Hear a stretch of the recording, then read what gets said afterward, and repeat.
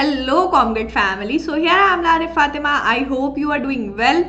So यहाँ पर हम कर रहे थे सेकेंड ईयर बीकॉम सेमेस्टर 4 का accounts and financial management.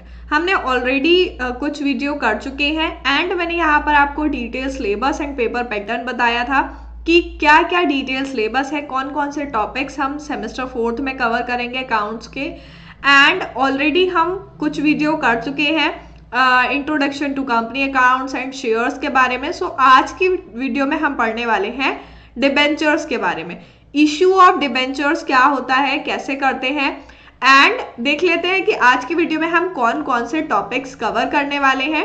So first one is introduction, types of debenture, issue of debenture with consideration और redemption, issue of debenture cash receivable in instalment, issue of debenture consideration other than cash, and provisions regarding issue of debenture, distinction between share and debenture, and इसकी कुछ journal entries जो model journal entries होती है। So last video में हमने shares पढ़ा था and shares की सारी चीजें देखी थी कि शेयर्स को किस तरीके से इशू करते हैं। थोड़ा सा शेयर्स की तरह ही है हमारा डिबेंचर, बट कुछ चेंजेस है इसमें, ठीक है। सो हम पढ़ेंगे डिबेंचर्स के बारे में कि डिबेंचर्स क्या होते हैं एंड इनका इशू क्या होता है। सो सबसे पहले देखते हैं इंट्रोडक्शन से। Debentures are issued by company only if it is authorized by the article of association of company. Company के आर्टिकल ऑफ एसोसिएशन की तरफ से ऑथोराइज किया हुआ होगा तभी कोई कंपनी डिबेंचर इशू कर सकती है। It is in the form of certificate issued under the common seal of company and it creates a acknowledge a debt। क्या होता है, हमारे जो डिबेंचर हैं वो क्या एक्नॉलेज करते हैं, डेट। डेट मीन्स एक तरीके का उधार, ठीक है। सो कोई भी कंपनी है वो अपनी कॉमन सील के अंदर एक सर्टिफिकेट इशू करती है जो क्या क्रिएट करता है, डेट क्रिएट करता है एंड उस सर्टिफिकेट को हम डिबेंचर बोलते हैं। यहाँ पर आपको जो है इसकी डेफिनेशन गिवन है कि डिबेंचर क्या होता है, इंक्लूड डिबेंचर स्टॉक, बॉन्ड्स और any other securities of company evidencing a debt. किसी भी कंपनी का डेट का जो एविडेंस हो उसमें चाहे आपका स्टॉक आ जाए, बॉन्ड आ जाए या कोई और सिक्योरिटीज आ जाए, whether constituting a charge on the company's asset और नॉट। यहाँ पर जो है उसका चार्ज कोई एसेट भी कर सकता है या नहीं भी कर सकता है, ठीक है। एज अ सिक्योरिटी किसी एसेट को रखा गया हो उस डेट के लिए या फिर नहीं रखा गया हो। ये जो डेफिनेशन है कंपनीज एक्ट 2013 के द्वारा दी गई है सेक्शन 230 में। एंड यहाँ पर डिबेंचर के बारे में बताया गया है कि डिबेंचर जो है वो एक सर्टिफिकेट है जिसमें एक डेट के बारे में बोला है कि जो डेट लिया जाता है, कंपनी जो डेट लेती है वो अपनी कॉमन सील के अंदर लेती है एंड आर्टिकल ऑफ एसोसिएशन में ऑथोराइज्ड तभी कोई कंपनी डिबेंचर्स इशू कर सकती है। सो ये होते हैं हमारे डिबेंचर्स एंड फीचर्स क्या होते हैं डिबेंचर के कि डिबेंचर क्या है, इट इज अ डॉक्यूमेंट, एक टाइप का जो है आपको एक डॉक्यूमेंट दे दिया जाता है, ठीक है। उस डॉक्यूमेंट में क्या क्या चीजें होती हैं, डिबेंचर के बारे में सारी चीजें होती हैं कि उसका प्राइस क्या है, डिबेंचर का प्राइस क्या है एंड डिबेंचर होल्डर का नेम एंड उसकी रिडम्पशन डेट क्या है, कितने टाइम बाद वो रिडीम होगा। एंड यहाँ पर ये सारी चीजें जो गिवन होती हैं जिस डॉक्यूमेंट में उसको हम डिबेंचर बोलते हैं, विच क्रिएट और एक्नॉलेज डेट। देन नेक्स्ट है हमारा it is in the form of certificate, certificate की फॉर्म में होता है एंड कौन इशू करता है इसे, इशूड बाय कंपनी, कंपनी की तरफ से इशू किया जाता है और कंपनी की इस पे सील होती है। The certificate will show rate of interest payable. अब जो सर्टिफिकेट आपको दिया गया है डिबेंचर का उसमें आपको गिवन होता है कि जो डिबेंचर मतलब जो डेट आपने जो है कंपनी को दिया है, जो उधार दिया है उस पे कितना रेट ऑफ इंटरेस्ट आपको पे होगा। And normally debenture are secured against asset. जो कंपनी के एसेट होते हैं, जो भी डेट लिया जाता है, जो डिबेंचर इशू होते हैं वो किसके अगेंस्ट इशू होते हैं, एसेट्स के अगेंस्ट इशू होते हैं, ठीक है। सो डिबेंचर क्या है, हमारा एक टाइप का जो है यहाँ पर एक सर्टिफिकेट है, एक डॉक्यूमेंट है जिसमें इंफॉर्मेशन गिवन होती है डिबेंचर के प्राइस के बारे में, डेट के बारे में एंड उसके रेट के बारे में, ठीक है। सो उस डॉक्यूमेंट को हम डिबेंचर बोलते हैं। देन नेक्स्ट हम देखेंगे टाइप्स ऑफ डिबेंचर, कितने टाइप के डिबेंचर होते हैं। सो यहाँ पर आपको टाइप्स गिवन है, सिक्योर्ड एंड अनसिक्योर्ड। एक तो होते हैं secured and other one is unsecured. So यहाँ पर सिक्योर्ड एंड अनसिक्योर्ड डिबेंचर है। सिक्योर्ड डिबेंचर अलग होते हैं एंड अनसिक्योर्ड अलग होते हैं। सिक्योर्ड डिबेंचर हमारे होते हैं जिसमें किसी एसेट की सिक्योरिटी दी जाए। सिक्योर्ड का मतलब जिस डिबेंचर में किसी भी चीज की सिक्योरिटी दी जा रही है उसको हम सिक्योर्ड डिबेंचर बोलते हैं। एंड अनसिक्योर्ड का मतलब नेक डिबेंचर जो है जिसमें किसी भी चीज की सिक्योरिटी नहीं दी जा रही, किसी भी एसेट की सिक्योरिटी नहीं दी जा रही है, उनको हम बोलते हैं अनसिक्योर्ड डिबेंचर। देन नेक्स्ट है हमारा रजिस्टर्ड एंड बियरर। अब रजिस्टर्ड एंड बियरर डिबेंचर कौन से होते हैं हमारे। रजिस्टर्ड का मतलब है यहाँ पर कि जो कंपनी में कंपलसरी रजिस्टर्ड हो, जिनकी डिटेल डिबेंचर्स की रिकॉर्ड हो, उनको हम बोलते हैं रजिस्टर्ड डिबेंचर। एंड बियरर कौन से होते हैं, जो रजिस्टर्ड नहीं होते हैं। ठीक है, बियरर वो होंगे जो कंपनी में रजिस्टर्ड नहीं होंगे, जो भी डिबेंचर इशू हुए हैं, एंड जो रजिस्टर होंगे उनको रजिस्टर्ड डिबेंचर बोलते हैं। देन नेक्स्ट है हमारा रिडीमेबल एंड इनरिडीमेबल।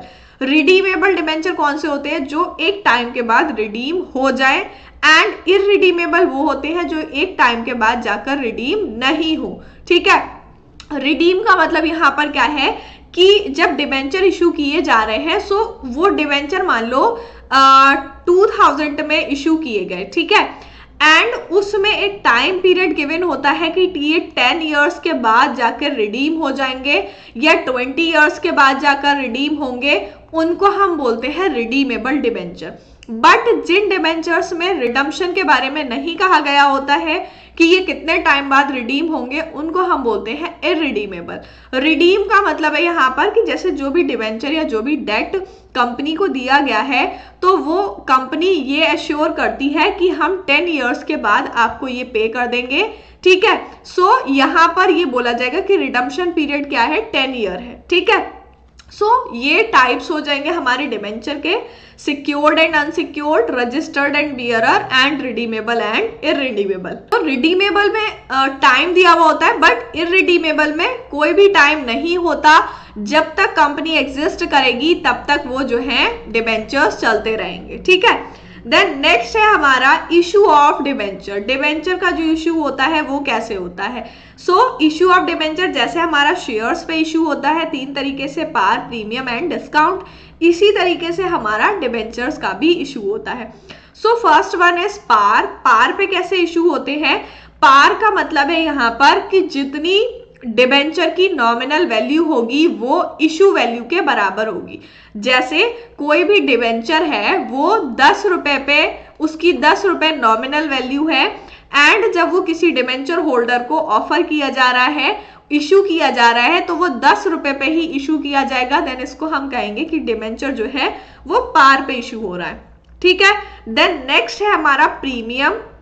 सो प्रीमियम में क्या होता है, जैसे डिबेंचर की फेस वैल्यू या नॉमिनल वैल्यू जो है वो 10 है, बट ये जो है 12 पे इशू हो रहा है। इट मीन्स कि जो नॉमिनल वैल्यू है वो इशू वैल्यू से कम है, इशू वैल्यू जो है वो नॉमिनल वैल्यू से ज्यादा है। जब इशू ज्यादा पे होगा, यहाँ पर 2 रुपए का जो है वो प्रीमियम आ जाएगा। देन नेक्स्ट है हमारा डिस्काउंट। डिस्काउंट का मतलब जब फेस वैल्यू से या नॉमिनल वैल्यू से कम पर इशू हो, उसको हम बोलते हैं कि डिस्काउंट पर इशू हुआ है डिबेंचर। सो यहाँ पर नॉमिनल वैल्यू 10 रुपए है एंड इशू जो होगा डिबेंचर वो 8 रुपए पे होगा। सो यहाँ पर हम कह सकते हैं कि जो डिबेंचर इशू हो रहा है वो किस पे हो रहा है, डिस्काउंट पर हो रहा है। ठीक है, सो यहाँ पर 2 रुपए का जो है वो डिस्काउंट आ जाएगा। ये 3 केस हैं जिसमें हम डिबेंचर इशू कर सकते हैं, पार पे कर सकते हैं, प्रीमियम पे कर सकते हैं, एंड डिस्काउंट पर कर सकते हैं। पार में फेस वैल्यू या नॉमिनल वैल्यू इशू वैल्यू के बराबर होती है, बट प्रीमियम में क्या होता है, प्रीमियम में जो इशू वैल्यू होती है वो ज्यादा होती है, एंड डिस्काउंट में इशू वैल्यू कम होती है। सो ये हो जाएगा हमारा issue of debenture. Then next है हमारा issue of debenture with consideration of redemption. जब कंसिडरेशन होगा रिडम्पशन का तब क्या होगा, जैसे हम अगर रिडीमेबल डिबेंचर की बात करें कि एक टाइम के बाद वो डिबेंचर रिडीम हो जाएंगे, तब कैसे रिडीम होंगे, कौन कौन सी कंडीशंस होंगी। डिबेंचर में issued with condition of redemption, debenture can redeem या रीपेड हम कह सकते हैं एट पार, प्रीमियम और डिस्काउंट।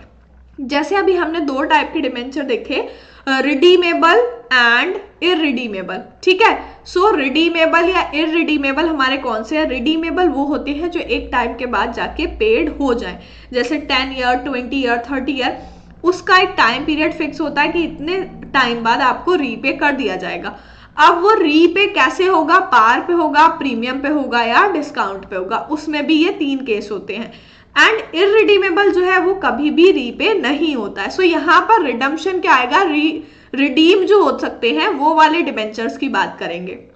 सो फर्स्ट है पार। तो पार पे क्या होगा? सेम वैल्यू होगी, मतलब जितने इश्यू किए होंगे उसी पर जो है वो रिडीम हो जाएगा, ठीक है, वो हो जाएगा हमारा पार वैल्यू।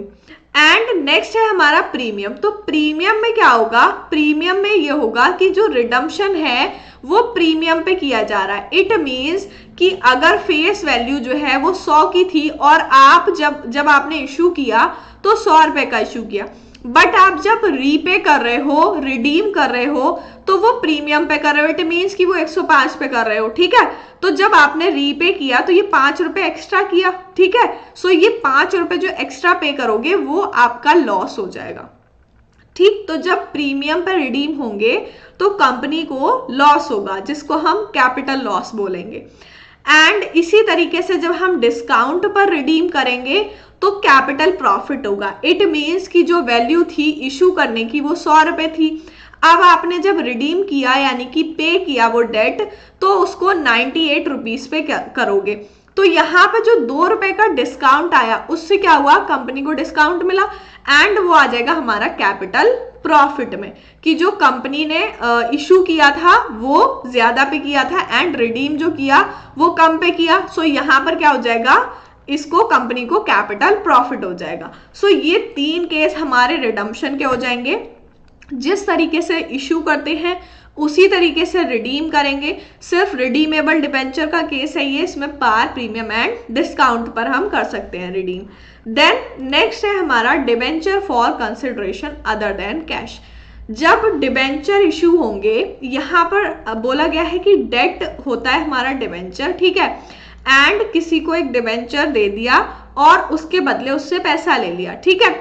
सो यहाँ पर बोला गया है कि अदर देन कैश, बिना कैश के कब इशू करेंगे, ठीक है। सो बिना कैश के कब इशू होगा? Debenture issue for consideration other than cash means that the company issued debenture without receiving money for the debenture issued। अब बिना मनी रिसीव किए क्यों डिबेंचर इशू कर रहे हैं ना? क्यों इशू करते हैं? जब कोई भी कंपनी कोई एसेट खरीदती है और उसके बदले जो है उसको डिबेंचर इशू कर देती है, ठीक है।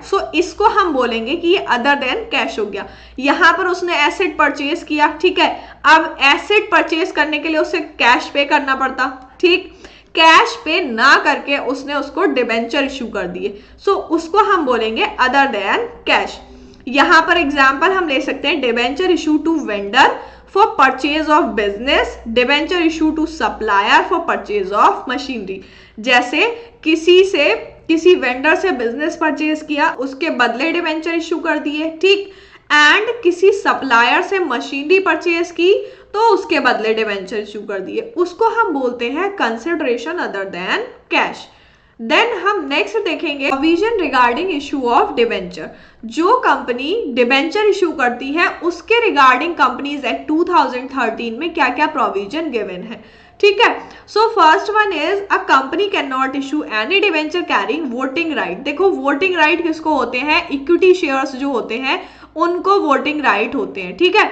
यहां पर बोला गया है कि कोई भी कंपनी ऐसे डिबेंचर इशू नहीं कर सकती जिसको वोटिंग राइट हो, ठीक है। अ कंपनी में issue debenture with an option to convert such debenture into shares either wholly or partially at time of redemption. जो रिडीमेबल डिबेंचर होते हैं या जो रिडीम हो रहे हैं at the time of redemption, क्या होगा कि जो डिबेंचर होल्डर है उसको ये ऑप्शन मिलेगा कि वो अपने डिबेंचर्स को कन्वर्ट करा सकता है शेयर्स में, या तो पूरी तरीके से या फिर पार्शली, ठीक है। कुछ पार्ट उसको जो है ट्रांसफर या कह सकते हैं कन्वर्ट करा सकता है शेयर्स में। देन नेक्स्ट है हमारा company shall pay interest and redeem debenture as per the terms and condition of the issue. At the time of issue of debenture जो कंडीशन होंगी उसी कंडीशन पर वो इंटरेस्ट पे किया जाएगा एंड डिवेंचर जो है वो रिडीम किए जाएंगे। जैसे एग्जाम्पल कि अगर आपने डिवेंचर इशू किए एंड उस टाइम पर आपने बोला कि 5% इसका इंटरेस्ट आपको मिलेगा, बट उसके 1-2 साल बाद आप जो है कहते हैं कि इस पर आपको 4% इंटरेस्ट मिलेगा क्योंकि हमें लॉस हो रहा है, कोई भी वजह है, तो ऐसा नहीं होगा। ये प्रोविजन दिया गया है कि जब आप इशू कर रहे हो डिबेंचर, सो उसमें जो भी चीजें, जो भी टर्म एंड कंडीशन दी हुई है उसी हिसाब से आपको इंटरेस्ट पे करना है एंड उसी हिसाब से आपको उतने टाइम के बाद उसको रिडीम करना है डिबेंचर को। The company shall create a debenture redemption reserve account. Company को क्या क्रिएट करना होता है? DRR अकाउंट, जिसको हम डिबेंचर रिडम्पशन रिजर्व कहते हैं। एंड यहाँ पर कंपनी का प्रॉफिट अवेलेबल होता है डिविडेंड के लिए और amount appropriated to DRR account shall be utilized by company only for redemption of debenture. मतलब अभी हमने केस देखा डिस्काउंट का, ठीक है, डिस्काउंट का एंड प्रीमियम का। सो इसमें क्या होता है, डिस्काउंट पर जब रिडीम हो रहा है सो इसमें प्रॉफिट होता है, बट प्रीमियम पे जब हमारा रिडीम होगा तो इसमें लॉस होगा। सो इस लॉस को कवर करने के लिए DRR अकाउंट बनाया जाता है एंड यहाँ पर बोला है कि इसमें जो भी प्रॉफिट होगा वो रिडम्पशन के लिए यूज किया जाएगा, यूटिलाइज किया जाएगा। सो ये कुछ प्रोविजंस हो जाएंगे जो इशू ऑफ डिवेंचर्स के रिगार्डिंग होते हैं। देन हम नेक्स्ट देखेंगे distinction between share and debenture. Last video में हमने शेयर्स के बारे में पढ़ा था एंड इस वीडियो में हमने डिवेंचर्स के बारे में पढ़ा है। सो हम देख लेते हैं कि शेयर्स में एंड डिवेंचर्स में क्या डिफरेंस होता है, ठीक है। सो शेयर्स जो होते हैं हमारे उसको हम बोलते हैं ओन्ड कैपिटल एंड जो शेयर होल्डर होते हैं उनको इसीलिए ओनर बोला जाता है क्योंकि शेयर्स की जो कैपिटल होती है वो ओन्ड कैपिटल होती है, बट जो डिबेंचर की कैपिटल होती है वो बोरोड कैपिटल होती है एंड डिबेंचर जो है वो हमारे बोरोइंग्स में आते हैं, ठीक है। स्केड्यूल 3 की जो बैलेंस शीट दी गई है उसमें यही बोला गया है कि जो बोरोइंग्स हैं उसी में हमारे डिबेंचर्स आ जाएंगे। देन नेक्स्ट है हमारा person who hold share is known as share holder. जिसके पास शेयर होंगे, जो कंपनी के शेयर होल्ड करता है जो भी पर्सन, उसको हम बोलते हैं शेयर होल्डर, ठीक है। एंड जो पर्सन डिबेंचर होल्ड करता है उसको हम बोलते हैं debenture holder. Owner of the company कहलाते हैं शेयर होल्डर। क्यों? क्योंकि इनकी कैपिटल जो होती है वो ओन्ड कैपिटल होती है एंड जो डिबेंचर होल्डर होते हैं वो क्रेडिटर कहलाते हैं। क्रेडिटर क्यों? क्योंकि जो डिबेंचर होल्डर है उनसे डेट लिया जाता है, ठीक है, उधार लिया गया है एक तरीके का, तो उनको हमें पे करना है और जिसको हमें पे करना होता है उसको हम क्रेडिटर्स बोलते हैं। देन नेक्स्ट है earning is in the form of dividend. जो शेयर्स होते हैं उनकी जो अर्निंग पे की जाती है वो एज अ डिविडेंड पे की जाती है एंड जो डिवेंचर्स होते हैं उनको इंटरेस्ट पे किया जाता है, जो इंटरेस्ट उनके डिवेंचर होल्डर में eight the time of issue बोला गया होता है। The rate of dividend fluctuates, क्योंकि जो शेयर होते हैं उनका रेट जो है वो फ्लक्चुएट करता है, टाइम के साथ जो है वो चेंज करता है, क्योंकि यहाँ पर जो इक्विटी शेयर होल्डर होते हैं उनको हम ओनर बोलते हैं और जैसा प्रॉफिट होगा तो उस हिसाब से उनको दिया जाता है जो भी उनका डिविडेंड है, या लॉस होता है कभी कभी तो उनको नहीं भी दिया जाता। सो इसमें जो रेट ऑफ डिविडेंड है वो उनका फ्लक्चुएट करता रहता है टाइम के साथ। बट जो डिबेंचर होल्डर होते हैं, जो क्रेडिटर होते हैं, उनका रेट ऑफ इंटरेस्ट क्या होता है? फिक्स्ड होता है। जो डिबेंचर यानी कि जो सर्टिफिकेट उनको दिया गया है उसमें ये लिखा हुआ है कि आपको 5% देंगे तो वो देना ही है डिबेंचर होल्डर्स को, ठीक है। सो यहाँ पर जो भी इनका रेट ऑफ इंटरेस्ट होता है वो फिक्स होता है, उनको देना है। देन शेयर्स जो है वो हमारे अनसिक्योर्ड होते हैं क्योंकि इसमें रिस्क बहुत होता है, ठीक है, रिस्क बहुत ज्यादा है इसीलिए अनसिक्योर्ड होते हैं और रिस्क ज्यादा है तभी तो ओनर बोला गया है एंड उसी हिसाब से यहाँ पर प्रॉफिट या अर्निंग जो होती है वो ज्यादा होती है। बट डिबेंचर्स जो है वो क्या है? सिक्योर्ड है। यहाँ पर आपको एक सिक्योरिटी दी जाती है, या तो अगेंस्ट एसेट या फिर किसी और चीज के अगेंस्ट सिक्योरिटी दी जाती है एंड आपको जो है एक टाइम के बाद वो पेमेंट मिल जाती है। Share holders enjoy voting right but debenture holder do not have voting right. Share holder जो होते हैं वो मीटिंग्स में भी पार्ट ले सकते हैं एंड किसी भी चीज में जो है कंपनी की वो पार्ट ले सकते हैं, और उनको वोटिंग राइट होता है कि अगर कुछ जरूरत पड़ती है वोट करने की then they can vote, and जो भी शेयर होल्डर है उनके पास वोटिंग राइट है। बट डिबेंचर होल्डर की अगर हम बात करें, सो डिबेंचर होल्डर क्या होते हैं, उनको कोई भी वोटिंग राइट नहीं होता क्योंकि वो क्रेडिटर होते हैं कंपनी के, उनका कंपनी में कोई इंटरफेयर नहीं है एंड वो किसी भी मीटिंग का पार्ट नहीं हो सकते और कोई भी वोटिंग राइट उनको नहीं दिया गया होता है। सो ये डिफरेंस हो जाएगा हमारा शेयर एंड डिबेंचर में। देन नेक्स्ट हम देखेंगे model journal entry on issue of debenture, कि जब हम डिबेंचर इशू करते हैं सो उसकी जर्नल एंट्री कैसी होती है। देखो, जब भी हम कोई अकाउंट बनाते हैं तो उसमें ये बोला गया होता है कि वो अकाउंट आपको एज अ कंपनी बनाना है, ठीक है। सो जो ये हम एंट्री बना रहे हैं वो एज अ कंपनी बनाएंगे कि कंपनी के पास क्या चीज आई एंड क्या चीज गई, ठीक है। सो फर्स्ट एंट्री है when debenture issued at par. देखो, अभी हमने 3 केस देखे कि या तो हम पार पे इशू कर सकते हैं या प्रीमियम पर कर सकते हैं या डिस्काउंट पर इशू कर सकते हैं। सो हम यहाँ पर तीनों केसेस की एंट्री देखेंगे कि जब हम पार पे इशू करेंगे तब क्या एंट्री होगी, प्रीमियम पे करेंगे तब क्या होगी, एंड डिस्काउंट पर करेंगे तो क्या एंट्री होगी डिबेंचर की। सो जब हम डिबेंचर इशू करेंगे पार पर, तो देखो जब कंपनी डिबेंचर इशू कर रही है, ठीक है, डिबेंचर इशू किए, एक सर्टिफिकेट उन्होंने दे दिया, ठीक है, किसी भी डिबेंचर होल्डर को, उसके बदले उससे 1 लाख रुपए एज अ डेट या एज अ डिबेंचर होल्डर मतलब उससे ले लिया एंड उसको डिबेंचर जो है वो दे दिया। सो यहाँ पर कंपनी के पास क्या हुआ, ये पैसा आया एंड उसके पास से उसके डिबेंचर्स गए। सो क्या हुआ, यहाँ पर पैसा जो आया वो बैंक अकाउंट डेबिट हो जाएगा हमारा, bank account debit and to debentures, ठीक है, टू डिबेंचर्स। देन नेक्स्ट है हमारी जब हम इशू करेंगे प्रीमियम पे। सो प्रीमियम पे क्या होगा, इसमें हमारा प्रीमियम ऐड हो जाएगा, सेम यही होगा। सो जब हमारे प्रीमियम पे इशू होंगे तो क्या एंट्री होगी, तब हमारा सेम यही कंडीशन होगी, कंपनी ने जो है वो डिबेंचर इशू किए हैं एंड उसके बदले उसको पेमेंट मिली है। सो यहाँ पर हमारी आ जाएगी बैंक अकाउंट डेबिट, ठीक है, bank account debit to debentures, debenture चले गए एंड यहां पर क्या आ जाएगा हमारा security premium, to security premium, ठीक है। जब प्रीमियम पे इशू होंगे सो यहां पर हमारा जो सिक्योरिटी प्रीमियम है वो क्रेडिट हो जाएगा, ठीक। देन नेक्स्ट है हमारा कि जब डिस्काउंट पर होगा तो क्या होगा, तब भी सेम कंडीशन है, एंट्री क्या हो जाएगी इसकी, bank account debit, bank account debit हो जाएगा एंड यहां पर हमारा डिस्काउंट जो है वो डेबिट हो जाएगा, ठीक है। देखो डिस्काउंट डेबिट क्यों हो रहा है यहाँ पर, discount on issue of debenture, यहाँ पर जब डिस्काउंट अलाउ करते हैं, डिस्काउंट जब अलाउ करते हैं तो क्या होता है, डेबिट होता है एंड जब डिस्काउंट रिसीव करते हैं तो क्या होता है, क्रेडिट होता है। सो यहाँ पर एज अ कंपनी हम ये अकाउंट बना रहे हैं। सो कंपनी क्या कर रही है, डिस्काउंट दे रही है डिबेंचर होल्डर को, ठीक है।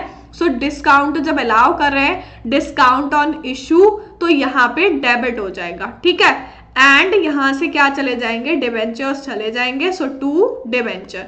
ये हमारी बिल्कुल सिंपल सी एंट्री हो जाएंगी इशू की डिबेंचर में। हम जब पार पर, प्रीमियम पर एंड डिस्काउंट पर इशू करते हैं सो हमारी क्या एंट्रीज होती है। इन एंट्रीज को आप बहुत ध्यान से देखना, बस स्लाइड सा डिफरेंस है, जब प्रीमियम पे करेंगे सो एक एंट्री हमारी सिक्योरिटी प्रीमियम की आ जाएगी एंड जब डिस्काउंट पे करेंगे तो एक एंट्री डिस्काउंट की आ जाएगी। बस ध्यान ये रखना है कि डिस्काउंट हम यहाँ पर डेबिट क्यों कर रहे हैं, क्योंकि डिस्काउंट अलाउ कर रही है कंपनी डिबेंचर होल्डर को, जब डिस्काउंट रिसीव होगा तो डिस्काउंट क्रेडिट हो जाएगा। सो ये हो जाएंगे हमारी journal entry issue of debenture की। सो आज की वीडियो में हमारे इतने ही टॉपिक थे एंड हमने इन सारे टॉपिक्स के बारे में देखा कि डिबेंचर क्या होते हैं, फीचर्स क्या है एंड कितने टाइप्स के डिबेंचर होते हैं, कैसे इशू कर सकते हैं and consideration other than cash क्या होता है एंड जो इशू है उसके रिगार्डिंग क्या क्या प्रोविजंस गिवन है एंड शेयर एंड डिबेंचर में क्या डिफरेंस होता है और इसकी कुछ जर्नल एंट्री। सो ये थी हमारी आज की वीडियो डिबेंचर्स से रिलेटेड। सो लास्ट वीडियो में मैंने आपको जो है कुछ क्वेश्चंस बताए थे एंड ये मैचिंग्स दिए थे आपको प्रैक्टिस करने के लिए। मैंने बोला था कि मैं नेक्स्ट वीडियो में इसके आंसर्स बताने वाली हूँ। सो अगर आपने खुद से किए हैं देन चेक कीजिए कि आपके सही है या नहीं। सो यहाँ पर हम मैच करने वाले हैं group A and group B. First है हमारा ऑथोराइज्ड कैपिटल। ऑथोराइज्ड कैपिटल हमारी क्या होती है, जो मेमोरेंडम ऑफ एसोसिएशन में गिवन होती है। सो यहाँ पर हमारा ऑथोराइज्ड कैपिटल का आ जाएगा memorandum of association. Then next है हमारा वन पर्सन कंपनी। देखो बहुत ही सिंपल है, can be formed with only one member. One person company कौन सी होती है, जो वन मेंबर से बन जाए। सो सेकेंड हो जाएगा हमारा formed with only one member. Then है हमारा डिबेंचर होल्डर। क्या होते हैं, मैंने बताया था आपको डिबेंचर होल्डर क्या होते हैं, क्रेडिटर्स ऑफ द कंपनी। सो ये हो जाएगा हमारा थर्ड। एंड प्रेफरेंस शेयर क्या होते हैं, प्रेफरेंस शेयर्स वो होते हैं जिनको फिक्स रेट पर डिविडेंड मिलता है। So receive dividend at fix rate. So ये हो जाएगा हमारा fourth. And forfeiture of share क्या होता है, जब किसी भी शेयर होल्डर से उसके शेयर वापस ले लिए जाते हैं एंड उसको टर्मिनेट कर दिया जाता है मेंबरशिप से। सो यहाँ पर फिफ्थ हो जाएगा हमारा termination of membership. And public company क्या होती है, जिसमें कम से कम 7 मेंबर होने चाहिए। सो यहाँ पर 6 हो जाएगा हमारा मिनिमम 7 मेंबर्स पब्लिक कंपनी में होने चाहिए। And share issue for consideration other than cash. उसमें क्या होगा, शेयर इशू जब वेंडर को किए जाते हैं किसी भी बिजनेस को परचेज करने के लिए। सो 7th हो जाएगा हमारा ये वाला। देन अगर आपने इसके जो है आंसर किए थे, सो अपने आंसर्स चेक कीजिए कि आपके कौन से करेक्ट हैं कौन से रॉन्ग है। सो ये हमारे हो गए लास्ट वीडियो के। देन आज के लेक्चर के जो है आपको गिवन है ये मैचिंग्स एंड इसका स्क्रीनशॉट लेके आपको इसको सॉल्व करके देखने हैं। देन हम नेक्स्ट वीडियो में जो है इसके आंसर्स देखने वाले हैं। सो मिलते हैं नेक्स्ट वीडियो में, तब तक के लिए गुड बाय।